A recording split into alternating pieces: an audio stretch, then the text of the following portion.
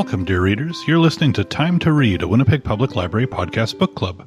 We're recording today from Millennium Library in Winnipeg, Manitoba, Canada, which is within Treaty 1 territory, the traditional lands of the Anishinaabe, Ininew, and Dakota peoples, and in the National Homeland of the Red River Métis. Our drinking water comes from Shoal Lake 40 First Nation in Treaty 3 territory. In this episode, we will be discussing The Night Watchman by Louise Erdrich.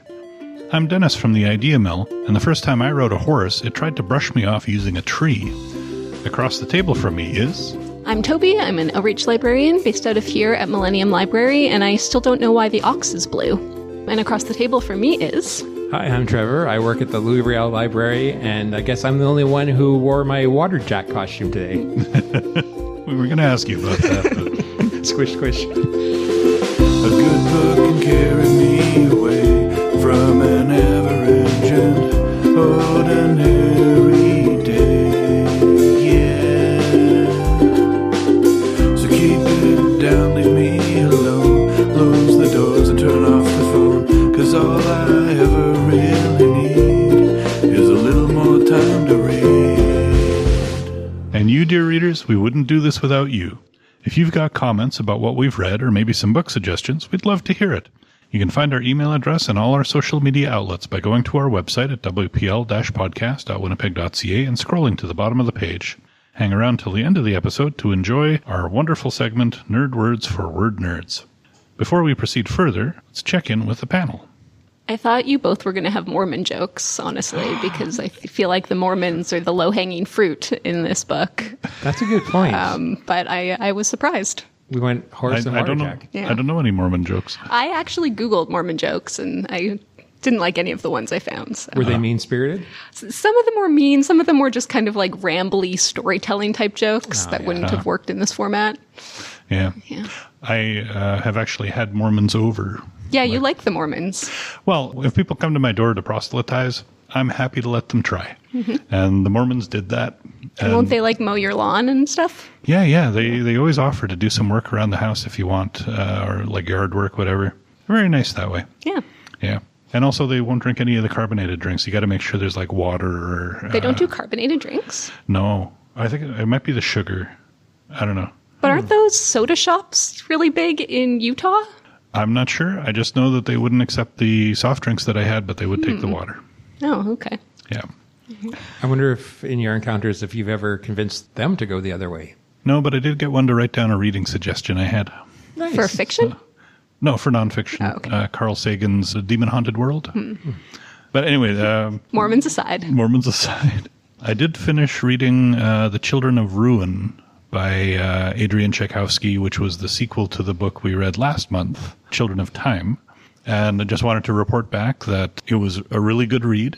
The humans and spiders went off at the end of the last book, and they go to a world, and it turns out this one has been kind of dominated by cephalopods, specifically octopuses.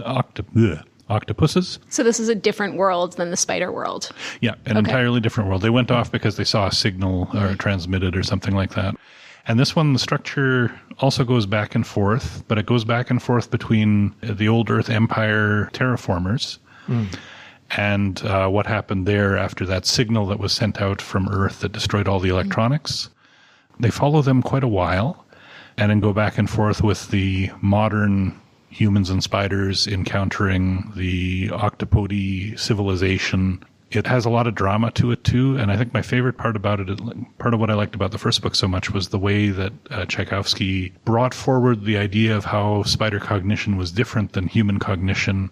And in this case, going to the octopus cognition was very different, and his way of describing that and kind of bringing forth just an entirely different way of thinking and making it part of the story was really well done. Plus, there's actual aliens in this one. That aren't derived from human civilization. Would you say it was a standalone, or would you have to read the first one to read the second one? You want to read the first one first, yeah. There's just too much backstory with the humans and spiders to jump into it, in my opinion. Yeah, I think it makes a lot more sense to read it second. But will you read the third one? Yeah, I'm probably not right away. Probably going to take a while, because this one, it's standalone in the sense that the story is entirely self-contained and it's different. And I feel like the third one is probably going to be similar in that sense. So, yeah, I don't need to read it right away. It's not like a cliffhanger ending or anything like that. Well, thanks for the update. Yeah. I think you would enjoy it also. Okay. But, yeah, I don't think you have to, like, race to read it. It's, it'll hold up well on its own. Okay. Good to know. So with that out of the way, Toby's going to tell us about the author, after which Trevor will give us a summary of the book. Okay, Louise Erdrich. She was born June 7th, 1954 in Little Falls, Minnesota. She was the oldest of 7 children born to a German-American father and a French Chippewa mother. Her parents taught at a boarding school in North Dakota set up by the Bureau of Indian Affairs. Storytelling was an important tradition in her family. As a child, her father paid her a nickel for every story she wrote. She attended Dartmouth College in the early 70s, where she earned a BA in English. She was actually part of the first class of women to be admitted to Dartmouth. In 1978, she enrolled in a Master of Arts program at Johns Hopkins University in Baltimore, and after completing that degree, she returned to Dartmouth as writer-in-residence. She developed a close relationship with a professor from Dartmouth, Michael Doris, with whom she collaborated with, and eventually a romantic relationship ensued. Erdrich and Doris got married in 1981 and raised 3 children who Doris had adopted and had 3 biological children of their own. A short story Doris and Erdrich wrote together, The World's Greatest Fisherman, won an award for short fiction and became the basis of her first novel, Love Medicine, which was published in 1984 and is a multi-generational saga about Indigenous families living on or near an Ojibwe reservation in North Dakota. The book was the first debut novel ever to win the National Book Critics Circle Award, and Erdrich turned the book into a tetralogy.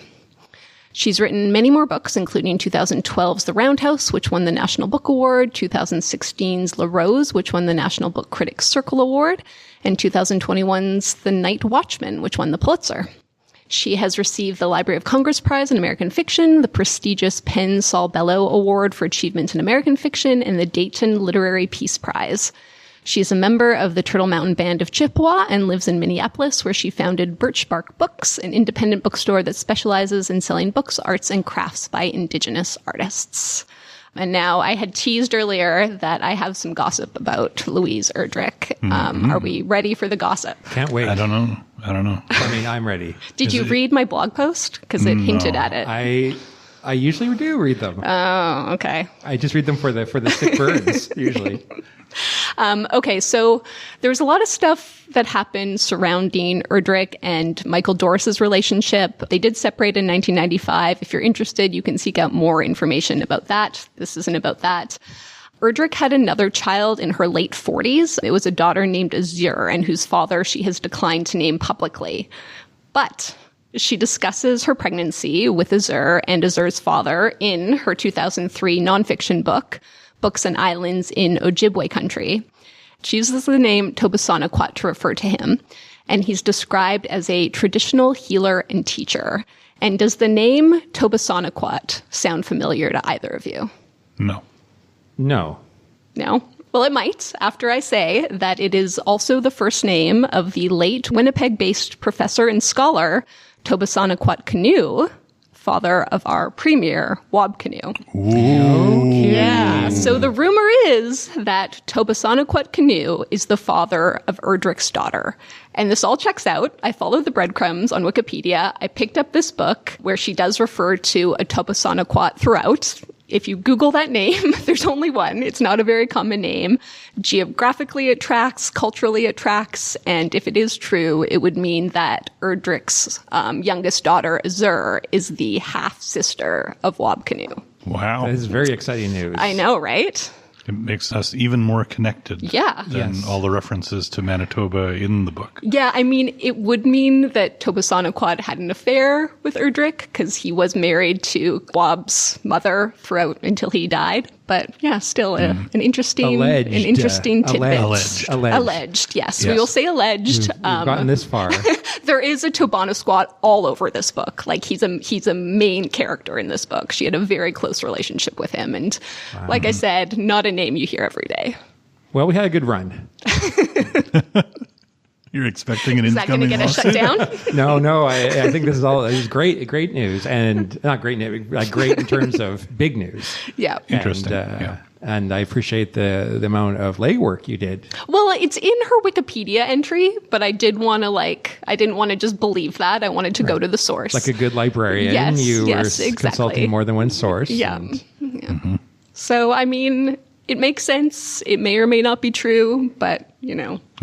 I think, Trevor, you're going to have trouble making the book summary as exciting as that. I was going to say, because this book, The Night Watchman, is actually based on Louise Erdrich's own grandfather, who I guess would be Wab Kinu's step-grandfather? No, half. I don't know. But we won't call him that. We will call him Thomas... Yeah, good luck with that. Washashk. Oh, you look... Thank you. I listened to the audiobook for part of it. So, and he is the titular night watchman. And this character was based on her own grandfather. So this book takes place during the 1950s in North Dakota, involving the Turtle Mountain Band of Chippewa people that Toby mentioned is the same group that Louise Erdrich comes from. And he's called the Night Watchman because he is the night watchman of a jewel-bearing plant that has been built either on the reservation or nearby. I'm not 100% sure. And so he does that work at night, but he also is a prominent member of the band council. I can't remember the exact term they use in the novel, but like, was it chair of the... I think it was the chair. Chair of the committee. So kind of like the equivalent of the chief, or just, a high-ranking member of the community. And so he would use his time at night when he wasn't doing the night watchman duties to write letters on behalf of the band and catch up with correspondence. And so the historical crux of this novel is a real-life initiative that happened where the U.S. federal government had a policy of terminating Native American tribes, which would strip them of their lands and their rights. But they would use terminology like emancipate, which was kind of a sneaky term because you associate that with ending slavery. But in all accounts, removing the rights, indigenous rights of the Native American tribes would strip them of their identity. It would strip them of their land, which they had already been stripped of earlier. Thomas gets wind of this thing kind of almost indirectly, like through a conversation with another band leader, and decides that they have to fight this. That becomes his focus for the next few months. So that's sort of, I would say, the main plot, but there's so much more going on in this book because Erdrich also focuses on other members of the band, particularly a young woman, Patrice, who doesn't like being called Pixie, Parento. She's a young woman that works during the day at the jewel-bearing factory that Thomas works at night, and Patrice is Thomas's niece. And she has sort of a parallel story of her life and her family. At one point, she goes to the Twin Cities to try to track down her sister who went there and kind of disappeared. So that's another whole kind of story that we can talk about in the novel, and her relationship with another young person on the reserve who's called Wood Mountain, who is a boxer. And so we get this kind of patchwork story that kind of goes between these different characters, different points of view. There's another character who has connections to the band, but is a scholar and is at university, and she comes to kind of help put their case towards the government. And it's a blend of historical fiction and family drama. And I think, without saying too much else, that's kind of what it's all about. So, how'd you find it? There it is. You haven't talked for a while. I feel like we need to hear your voice. Are we going to do this regularly where we make me go first? Okay. Sometimes you have difficulty starting or getting into a book just because of outside circumstances. That was my week. So I have to start up front by saying I don't think I had the best circumstances reading this book. I had trouble getting as far into it as I wanted to at the beginning. And then on the weekend, I had to go to my brother's cottage, and I had a bunch of other stuff come up. So I ended up listening to part of it on the audiobook while I was driving, so like not 100% concentration. I'd say I read about 60% of the book and listened to 40%. So I had a little trouble getting into some of it, and also wasn't always sure if I was really following it well. Erdrich has a kind of a down-to-earth simple style, but also sometimes she veers well, often she veers into spiritual aspects. It's kind of a little magical realism sort of thing where there'd be spiritual elements to it. So it wasn't always clear whether something was happening in the physical world or this was, some spiritual aspect. I was kind of lukewarm about this one.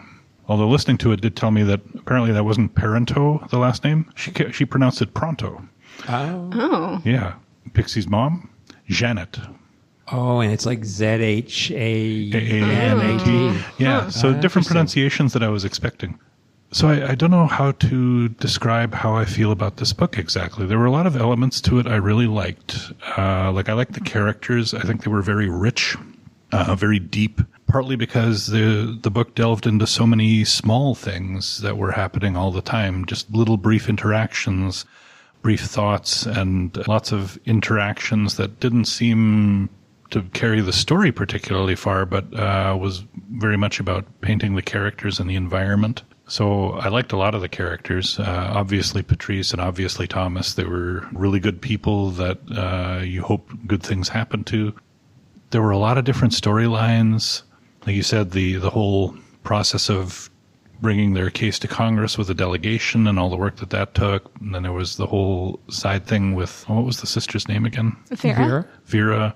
Yeah, the whole Vera arc, which was a little weird to me because it was like, okay, it started, she does this, they got the baby, and now there's just long sections where there's no Vera, and then she kind of shows up towards the end, and it's kind of like, it still felt unresolved, The Mormon subplot with the Mormon missionaries that took a lot more space than I thought it would, and also didn't really, so it felt like there were a lot of strands.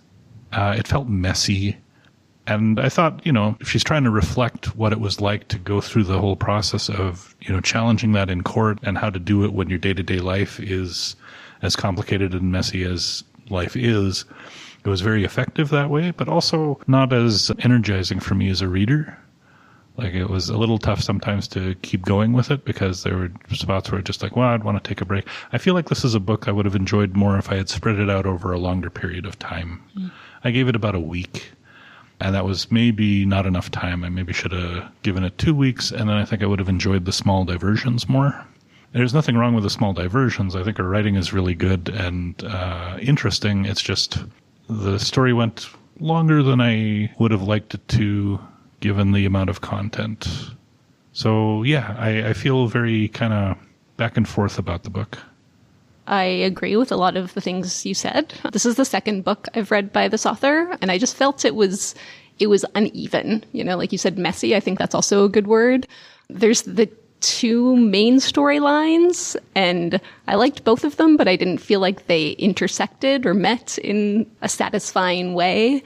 There were so many characters. One character you'd be introduced to, and then they would disappear for 100 pages, and then they'd come back, and you wouldn't even remember having met them. Trevor, at some point, I think it was The Bluest Eye by Toni Morrison. We were talking about that book, and you said something about how it was like a people's history of the town. And that's kind of how this one felt. Like it was about the characters. It wasn't necessarily about the narrative. But I do find her writing is very easy. It's very clean. It's very straightforward. But yeah, the narrative is mucky.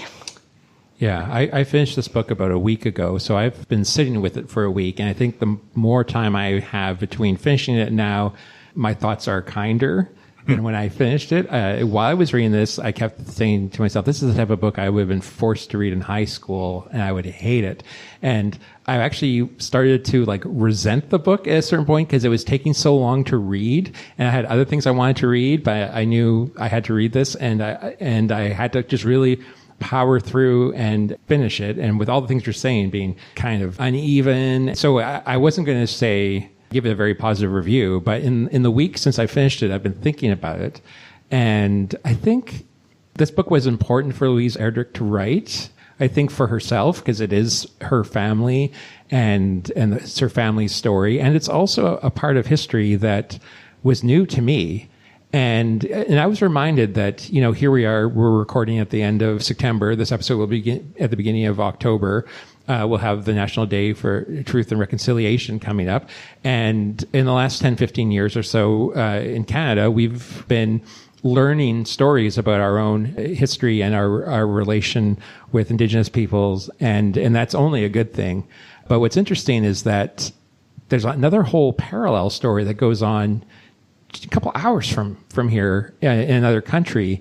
So I was kind of fascinated by that part of it, that while Canada was creating its history itself here in the 50s with the residential schools, there were definitely other struggles happening in North America for Indigenous communities, and this was one that would have just been a footnote in a history book. But the way that she told the story, it showed that these characters are real. They love, they bleed, they have loss, they have regrets, and some of the characters in the story don't really even have a whole lot to do with the main story, which is kind of like what you're saying. Like, it's kind of like a people's history of the area, or I guess that's what I said, and then you said it again. But I liked the fact that it was set in an area that seemed familiar to us, and that it was making mention of places like Fargo and Grand Forks and the Twin Cities, and Winnipeg gets shouted out a few times, and the Assiniboine Downs and things. Like, I felt like this is a very familiar place, but at the same time, totally unknown to me. So I enjoyed that part of it. That kind of,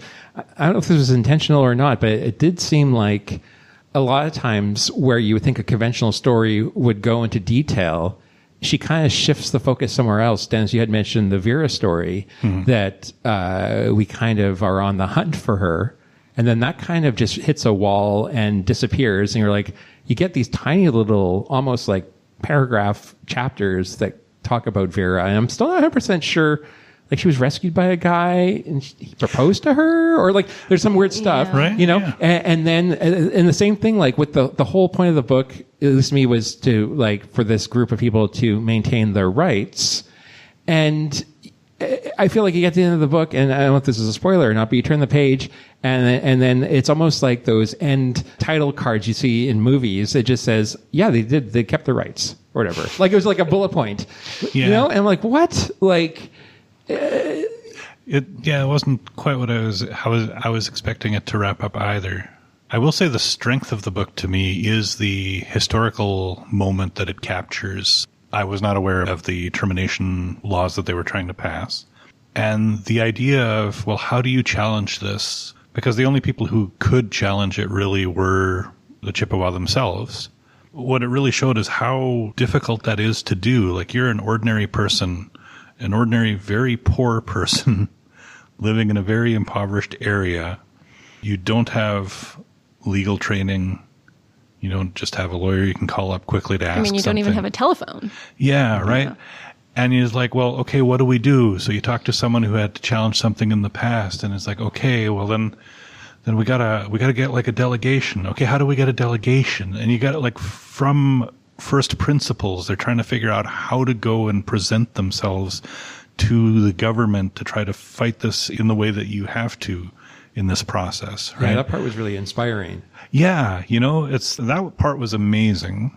And I kind of feel like maybe the rest of the book was the way it was because it was constantly trying to show you this is day-to-day life. In this day-to-day life, they're trying to do this really big thing that is, like, crucial to their entire culture. And it was a messy process, and life is messy, and some of the stuff doesn't make sense, and some of it goes off nowhere. And through all of that, you still gotta write letters to people and then make a statement and, like, get petitions signed and stuff like that. While you're also, worried about, is the boxing coach trying to date you? Or, like, how do you get rid of him? It's like, how do you, like... Yeah. All these little things that are also always on your mind that you got to worry about. So I give it props for that. I think it really does that really well. I agree too with, was it you said it was very character driven, not so much narrative driven. And definitely the characterization of all the different people and the way they interact was also a real strength. If you like character driven stuff, it's like everyone was interesting. Very little black and white, a lot of mixtures. Not what I was expecting, but it was compelling. Just like I say, I wish I'd given myself more time. I would have enjoyed it more. That whole thing with when Vera was rescued by that guy and the psychic dog part of the story, that part I was listening to as I was driving, right? And after it's done, I'm like, did I hear that right? I couldn't have heard that all right, right? I had to go back and reread that later to make sure. It's like, no, yeah, that's what she wrote. Okay. Mm-hmm. It was so weird. Especially the scene where he gave her a ring and proposed to her, but they didn't have to do any hanky-panky. And it's like, what are you doing? Like, yeah. And then when she shows up home again, and I'm like, well, are they married? Like, there's big time gaps, and yeah. But then he disappears, and she ends up with Wood Mountain. So yeah, I don't know. I don't know what happened there. No. It was so weird. And I don't know if there was any particular intention behind that segment or like how that came about. I had a lot of questions like that. I mean, I know life is weird and it just happens the way it happens, right? Yeah. And everything's I was written in the confused. same tone. So you really can't be sure. Like if, something that you would think would be amazing, like talking to a dog or someone who attacks you, then being suddenly deformed. Right. Like that deserves exclamation points. But in this, it's the same tone as like Thomas going to DC and the boxing matches and Barnes, talking about his love life. That's right. It's like you're saying the tone is very even throughout, even for moments where humor happens naturally. She doesn't really have the timing for humor. So it's funny, but it's not.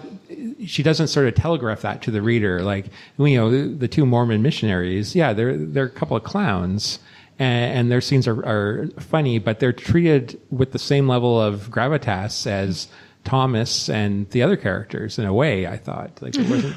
Well, that's something I've noticed in general about humor from people I've met who are Indigenous. There is a certain style of humor, and it's very poker-faced. There's no obvious sign. The whole thing is you're supposed to listen to it and realize it's ridiculous, and that's what's funny. But no change in the tone of voice or anything. It's just kind of straightforward, and then suddenly everyone laughs. Like.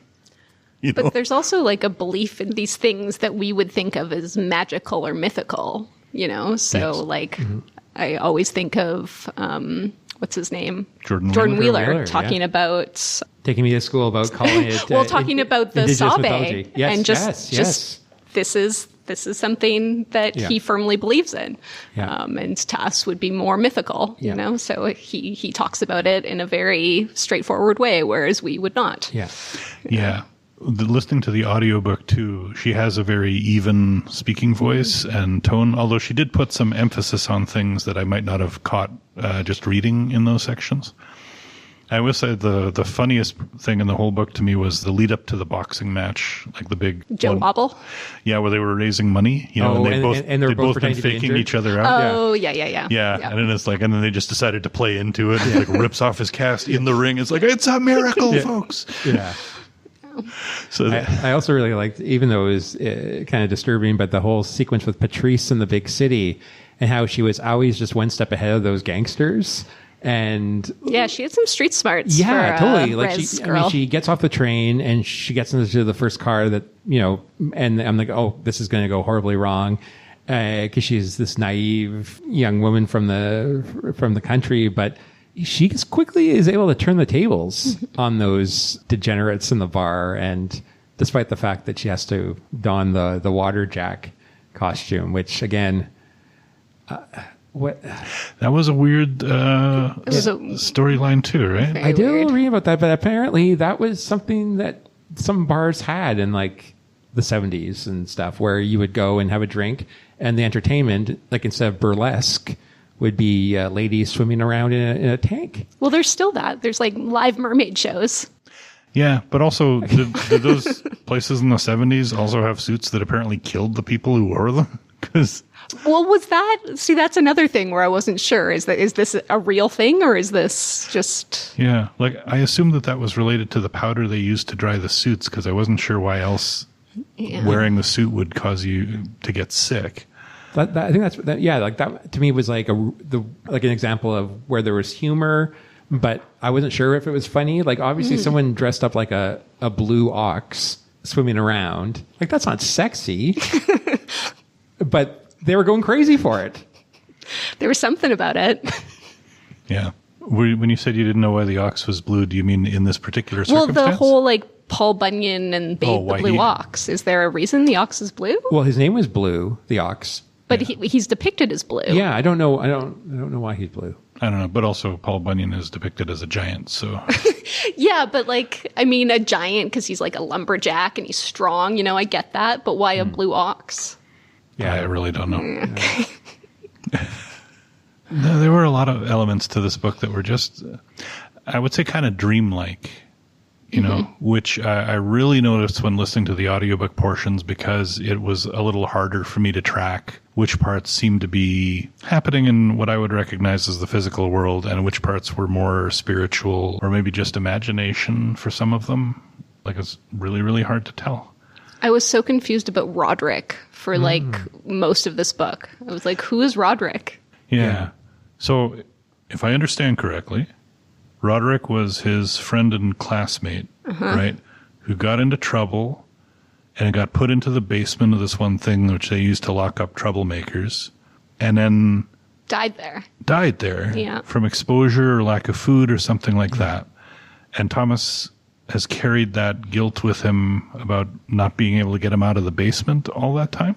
But you don't learn about that until the end. But Roderick appears as a character before you learn any of that stuff. Right, and then the other guy, like not the night watchman, but like the day, whatever he was, like maintenance guy, Labut or whatever. It sounded like Roderick took the fall for him in school, right? Like it sounded like whatever Labut did, Roderick didn't rat him out, and so Roderick got punished for whatever petty crime he did, which was why he was feeling so guilty. And I guess Thomas, just by association, by being friends with both of them, he was carrying that. Did you guys pick that part up? That was my impression, but it wasn't laid out very clearly. Well, he was very afraid of the owl, and was the owl somehow also Roderick? No, I think the owl was... Like there was superstition around the owl, what it meant for the owl to be there. And Labatt thought that the owl meant someone was going to die. Oh, yeah. Whereas Thomas didn't have that association with it. So I don't know why one of them thought one thing and one of them thought the other. But they had different interpretations of the owl being there, and Labatt did not like that at all. He was worried, I think, that Thomas was going to die, or that he might die. Thomas almost did die. He did almost die. Yeah, getting locked out of the building in the middle of winter. Yeah, but then also the stroke. And then the stroke, Much like his namesake, the muskrat. Yeah. Who dies creating the world, or helping to create the world. Yeah. Oh, I didn't even catch that symbolism there. Yeah. I think this is a book that would lend itself very well to being, you being forced to read it in an English class, because there is so much richness and symbols and metaphors and all of those words that our English teachers drilled into our heads. Yep, and we promptly ignored as much as possible. Exactly. And now we're doing book reviews as a job. Take that, Mr. Daggett. So aside from Patrice and Thomas, anyone have any favorite characters out of the rest of the cast? Oh, Wood Mountain, 100%. Yeah? Yeah, just the gentle boxer who's really good with the baby. Although that I was not satisfied with that ending. I thought it was gonna, go towards him and Patrice being together and them raising this baby together, and her going to the city to study and him sort of staying on the reservation. And so I wasn't happy with how his storyline turned out.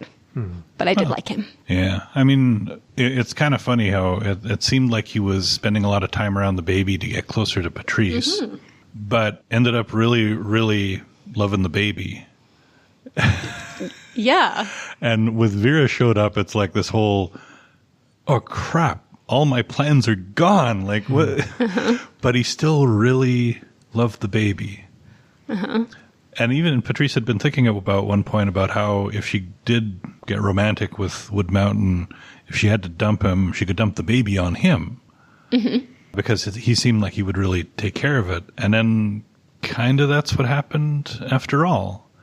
Yeah. She did get rid of the entanglement with Wood Mountain, and he did take care of the baby with Vera. Right. So, yeah. But, yeah, she doesn't go in the straight line that you expect. Mm-hmm. Which I guess I appreciate, but I just didn't find that satisfactory. Well, and it was a small character, but I liked his scenes were the scenes between Thomas and his dad, who was living out in the woods, and you think, okay, what's this going to be like? But it was just like I just thought just a real loving relationship that they cared for each other, and it was just kind of nice to read. Mm-hmm. Yeah, I enjoyed the Chippewa scholar. Millie. Millie. Yeah. Millie Cloud. Yeah, but did she seem like she was written to be autistic? Yeah, for sure. Yeah. Yeah. That was, but like everything else in this book, never explicitly stated, just kind of describing the character, describing characteristics and behaviors. I think that was one of the things I enjoyed about her writing is that she never pigeonholed any character once, never really gave them a descriptor. And Millie was like that too, but it just, you pick up all these different things. I thought Millie was kind of interesting because she comes in at the end and Erdrich really dedicates a lot of time writing about her and what she's like. And she doesn't do that for many of the other characters. Yeah. Did you guys pick up kind of like a gay vibe between Millie and Patrice? That's the thing. I felt a lot like Millie was about on the cusp of a self-discovery. Yeah. And she was all ready to kind of say something about it. And then Patrice is like, I want to adopt you and make you my sister. And she's like, oh, sister? Yeah, that's how I saw it more as a family thing. Like Millie is removed from the reserve and comes back or goes to the reserve and is like, oh, these are my people. This is where I belong. Yeah, but she was disappointed when she was only her sister.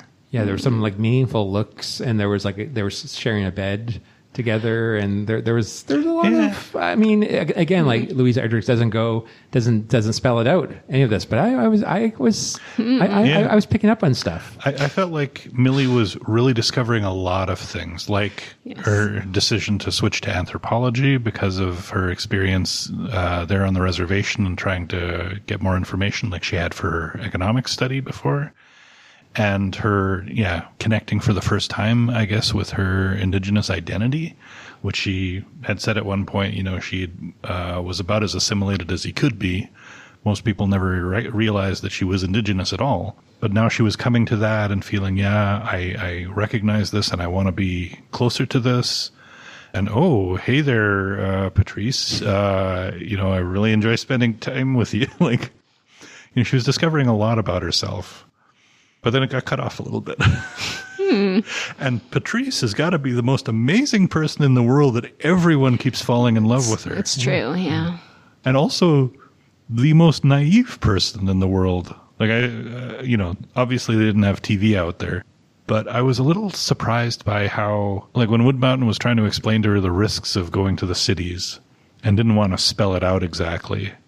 And the worst thing that Patrice could think of was alcohol because of her alcoholic father. But seemed to have no idea that there would be sexual violence or prostitution or anything like that. But yet this was after she had been sexually assaulted by those boys, right? Because she had to escape from them. And she was smart enough in the moment to say, oh, guys, you won't like it if we're in here. Come outside and all, So she knew enough to know that they would go for that. So had some concept of sexual activity or sexual drive and people doing bad things to get it, but then seemed completely oblivious to it in Minneapolis. And even afterwards, when she's reflecting on it, she's thinking about, and then coming to, an understanding that people will do things like keep people in slavery for sex. But I had that disconnect though because of her experience being assaulted. So I don't know if you guys had a feeling about that. No, not really. It is interesting that she thinks she's just going to go to Minneapolis and find her sister, like she doesn't quite grasp the magnitude of the city. But then when she does show up, I think she's you think, oh, this is going to be bad. She's so naive that she's going to get herself in deep shit. But she ends up okay, so. Yeah, I think she got very lucky. Jack was clearly at the end of his run because he ended up apparently dying in an alley, from an overdose. So he was already far enough gone that he probably wasn't paying as much attention as he would have if he wasn't, a junkie. And I guess you're to assume that if she had stayed as the water jack, they would have gotten her into drugs, and then that would have led into the sex trade, like what happened to her sister? Potentially, right? Yeah. And they didn't go into detail about how the sister... And all you're left with is the abandoned pieces. house with the leaches. Yeah, right? That was grim. Yeah. That's when the dog talked to her, I think. Wasn't it? Yes. Yeah. Vera's story was, we only get little tiny pieces of it. It's enough to paint a picture. You can put it together and imagine the route that all of that took. But you only get those small hints, and it's never otherwise really addressed, just kind of in the background. That part felt really hard to reconcile internally for me.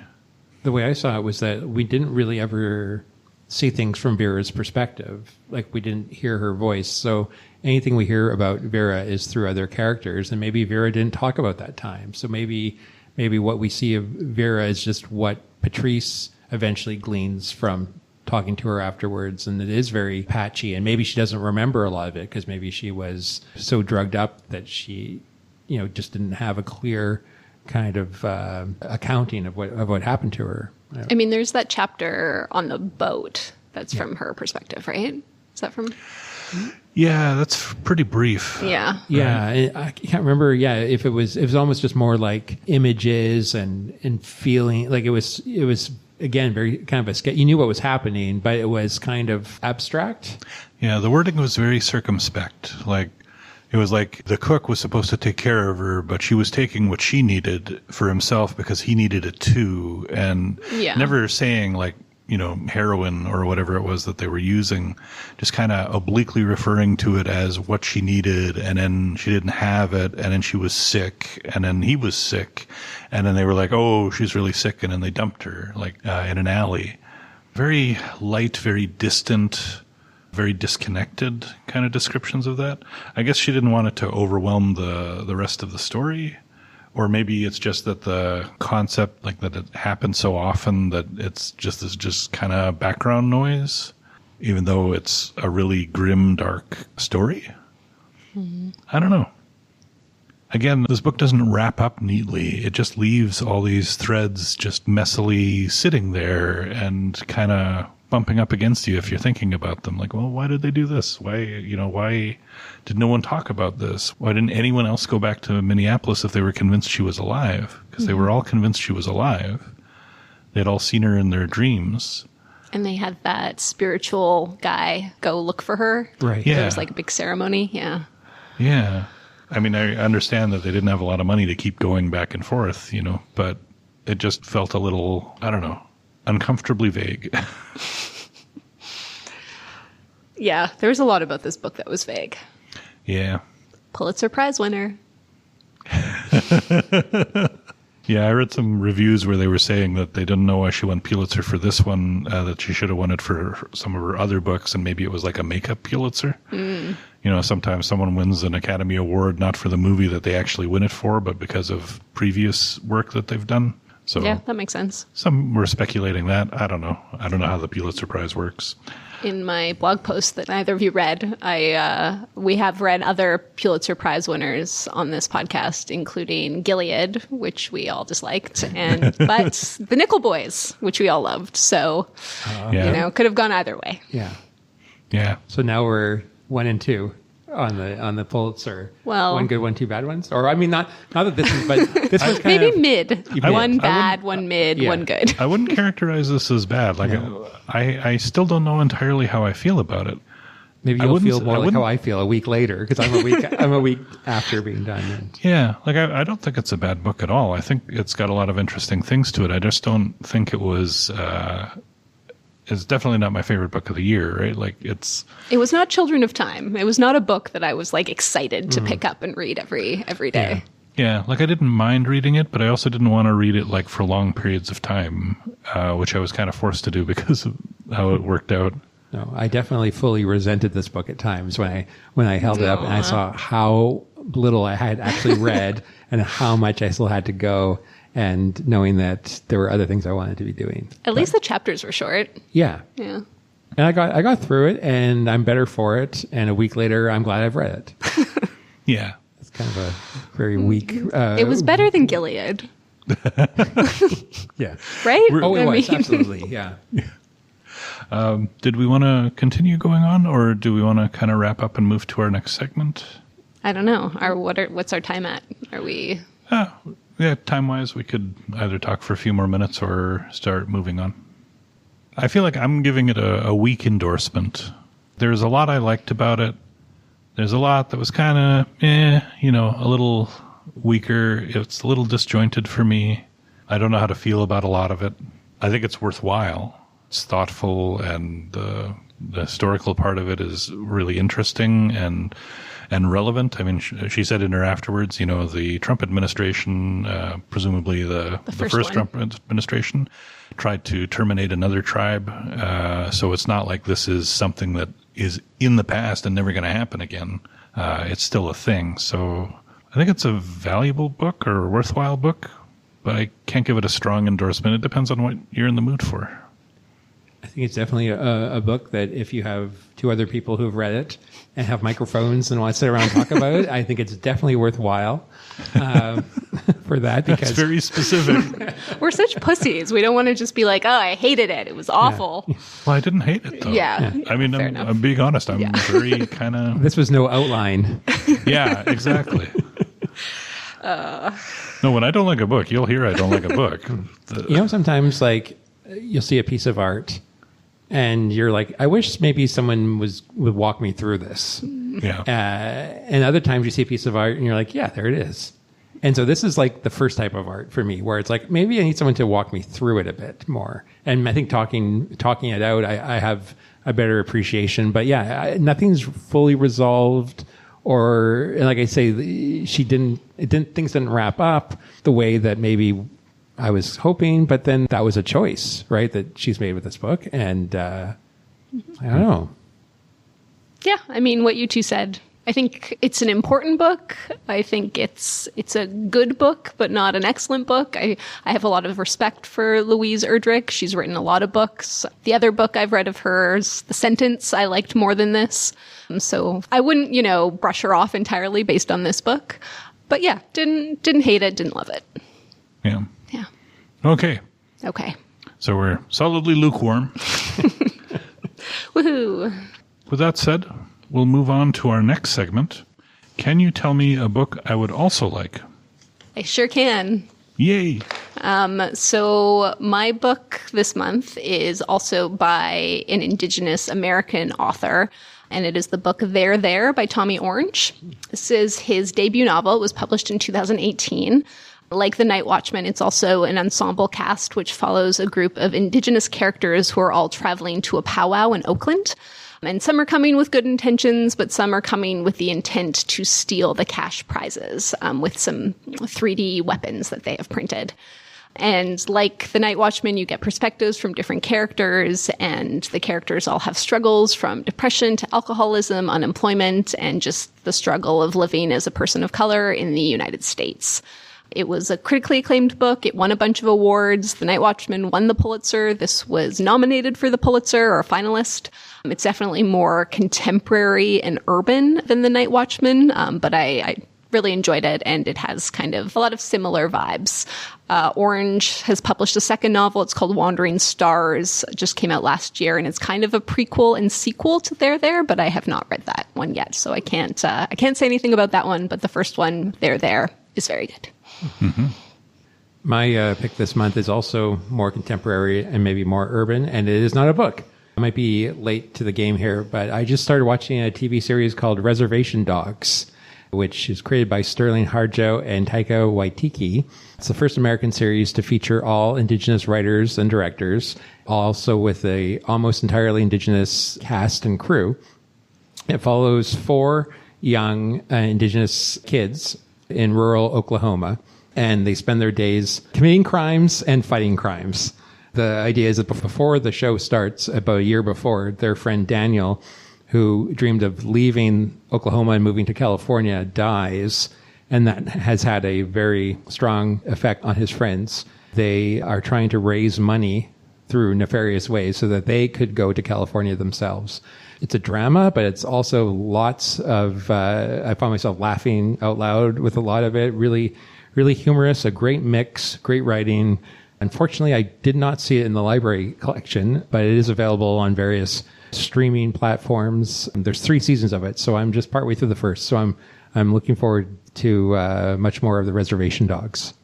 I watched the first season of that, and I felt like it lost its way a bit, so I'd never continued. But okay. It's a good reminder. Well, thanks for ruining it. Maybe you'll have a different experience. Fair enough. Yeah. I haven't read anything that I would make as a match for this book, so I had to do a little digging around, and I came up with Demon Copperhead by Barbara Kingsolver. Like Louise Erdrich, Kingsolver is an author that I hadn't read yet and keep meaning to. This book also was a co-winner of the 2023 Pulitzer Prize and won the 2023 Women's Prize for Fiction. And it does deal a lot with institutional poverty.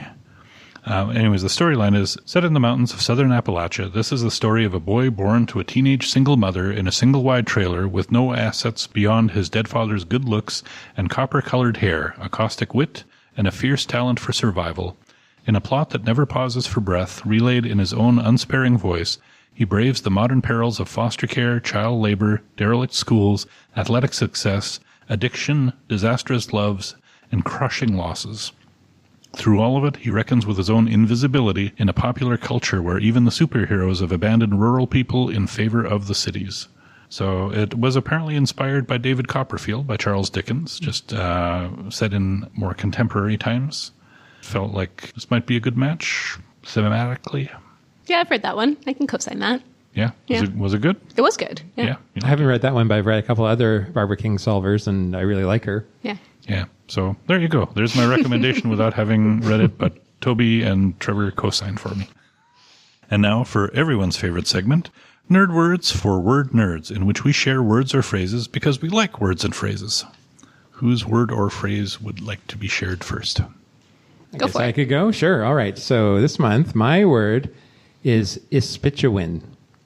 Ispituin, which means journey. The reason I picked this word for this month is because it's also the name of a piece of music that Winnipeg composer Andrew Balfour wrote.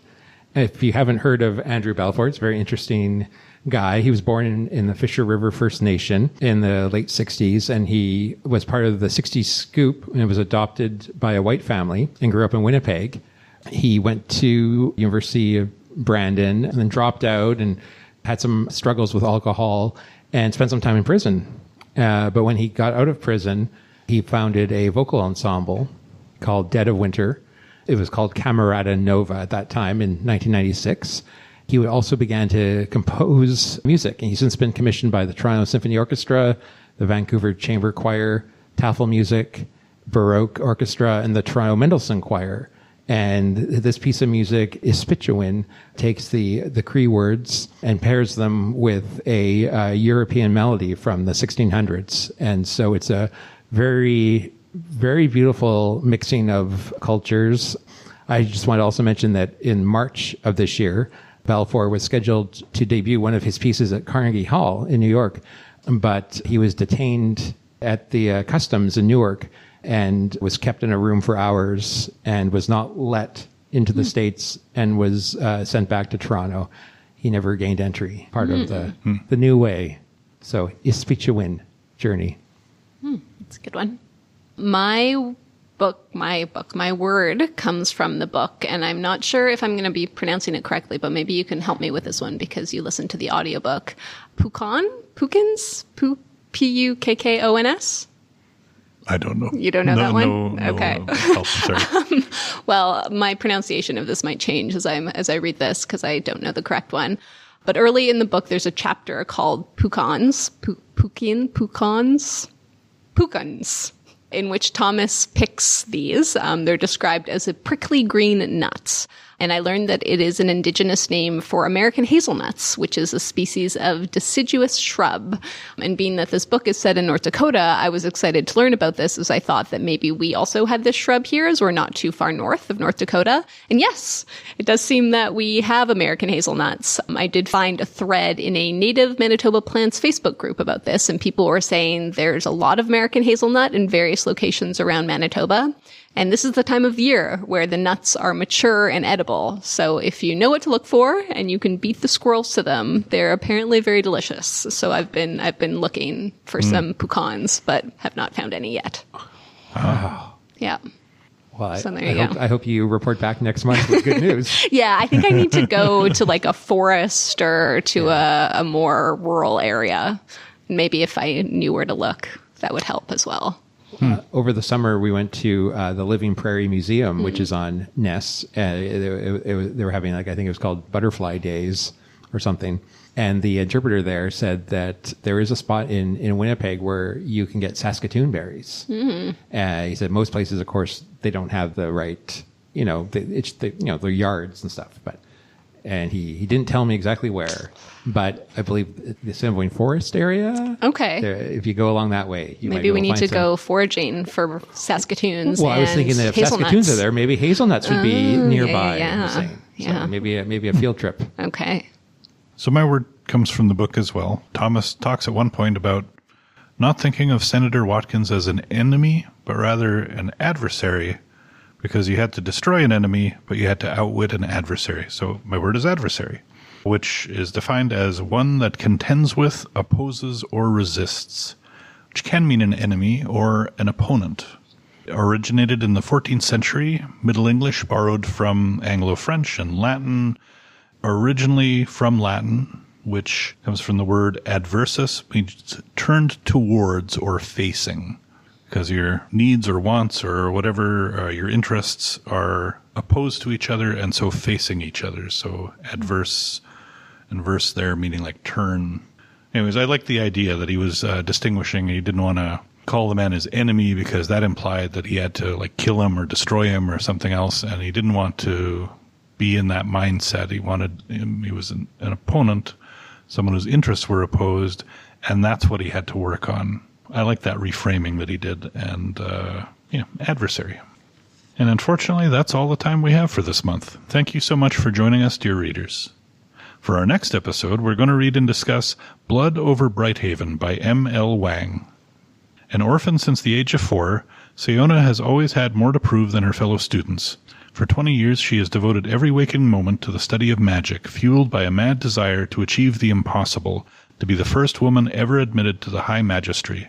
When she finally claws her way up the ranks to become a high mage, however, she finds that her challenges have just begun. Her new colleagues will stop at nothing to let her know she is unwelcome, beginning with giving her a janitor instead of a qualified lab assistant. What neither Sayona nor her peers realize is that her taciturn assistant was once more than a janitor. Before he mopped floors for the mages, Tommel was a nomadic hunter from beyond Tyrion's magical border. 10 years have passed since he survived the perilous crossing that killed his family, but working for a high mage, he sees the opportunity to finally understand the forces that decimated his tribe, drove him from his homeland, and keep the Tyranish in power. Through their fractious relationship, mage and outsider uncover an ancient secret that could change the course of magic forever, if it doesn't get them killed first. Sayona has defined her life by her pursuit of truth, but how much is one truth worth with the fate of civilization in the balance? Have comments or book suggestions for us? Send us an email. You can find all our contact info at the bottom of the page at wpl-podcast.winnipeg.ca. You can also find all our past episodes there too. If you haven't already, subscribe to Time to Read on your favorite podcasting service. Maybe leave us a review. And tell your book-loving friends about us too.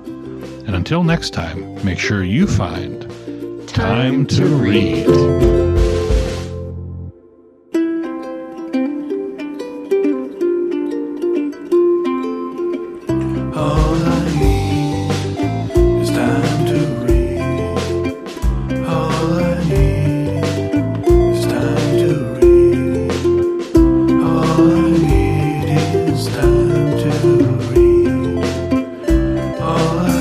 Really need is a little more time to read.